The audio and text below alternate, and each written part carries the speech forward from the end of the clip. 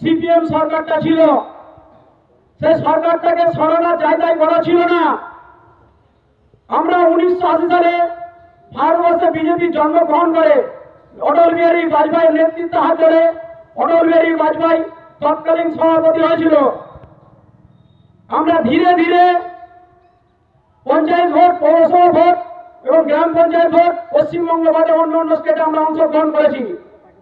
আমরা প্রথম 1985 সালে আমরা উত্তরপ্রদেশের লখনৌ অটল বিহারী বাজপেয়ী জয়ী হয়েছিল লোকসভা কেন্দ্রে, এবং গুজরাটে গান্ধীনগরে এল কে আদবানি, তিনি এখনো জীবিত আছে, সরকারে আছে, তিনি জয়ী হয়েছিলেন। দুটো সিট মাত্র রাজীব গান্ধীর মন্ত্রিসভায় পেয়েছিলাম।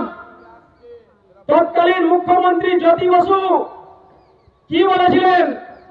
তাচ্ছিল্য করেছিলেন, বলছে বিজেপিকে তো দূরবীন দিয়ে দেখতে হবে।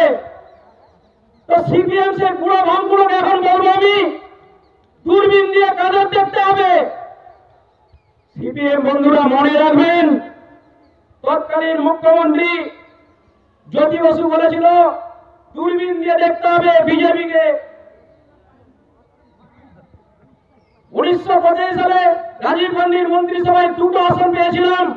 তারপর থেকে ধীরে ধীরে একটা আসন উত্তরপ্রদেশের লখনৌ, আর একটা আসন লোকসভা গান্ধীনগর উত্তর গুজরাটে দুটো আসন জয়লাভ করার পর 1989 সাল, 92 সাল, 93 সাল আস্তে আস্তে আমরা বাড়ি।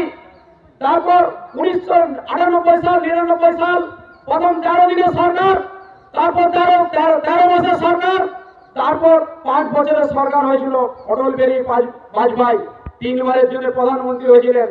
লজ্জা করে না মমতা ব্যানার্জি? সাম্প্রদায়িক বলে, সাম্প্রদায়িক কাকে বলে? সাম্প্রদায়িক যদি হতো, ভারতীয় জনতা পার্টি 363টা আসন আছেন বর্তমান সারা ভারতবর্ষে, 29টা রাজ্য, 2টো কেন্দ্র শাসিত অঞ্চল, তাদের দিকে বলছে সাম্প্রদায়িক। সাম্প্রদায়িক কেন বলছে জানেন?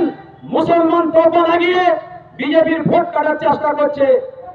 2014 যিনি আমাদের প্রধানমন্ত্রী হয়েছিলেন নরেন্দ্র দাস মোদী, প্রথমবার প্রধানমন্ত্রী হয়েছিলেন, দ্বিতীয়বার 2019 এবং তৃতীয়বারের জন্য প্রধানমন্ত্রী 2024 উনি হবেন। 24 তো দূরের কথা, 30 সালেও ভারতীয় জনতা পার্টি পশ্চিম ভারতবর্ষে রাজত্ব করবে, এবং তার সাথে আর শুধু কটা দিন অপেক্ষা করবেন এই দুর্নীতিগ্রস্ত সরকারকে সরিয়ে বিজেপি পশ্চিমবাংলায় সরকার গড়বে। আর মায়েরা যারা 500 টাকা লক্ষ্মী ভান্ডার পাচ্ছেন, আমাদের সদ্য বিরোধী নেতা শুভেন্দু অধিকারী 2000 টাকা করে দিবে। যেদিনে আমাদের পশ্চিমবাংলা সোনার বাংলা যেদিন আমরা গড়তে পারবো, সেই দিনেই আমরা 2000 টাকা করে মায়ের দিকে দেবো। কৃষক ভাতা যারা 6000 টাকা করে পাচ্ছিলেন কৃষক সম্মান নিধি, তারা এই আগের মাস থেকে 8000 টাকা করে পাচ্ছেন।